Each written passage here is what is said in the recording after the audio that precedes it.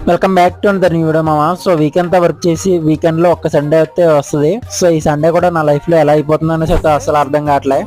So ఇంక ఈ Sunday అయితే ఎలాగైనా చిల్ అవ్వాలని వస్తే మనం అయితే ఇంకా ఈవినింగ్ అయితే 7 అవుతుంది. సో అలా ఒకసారి బయటకు అయితే వెళ్ళి ఒక రౌండ్ అయితే వేద్దామని చెప్తే మనం ఫుడ్ కోసం అయితే వెళ్తున్నాం. ఫన్ ఫ్యాక్ట్ ఏంటంటే మనం అలా ఏ ఫుడ్ తిందామని చెప్తే ఇంకా డిసైడ్ అవ్వలేదు.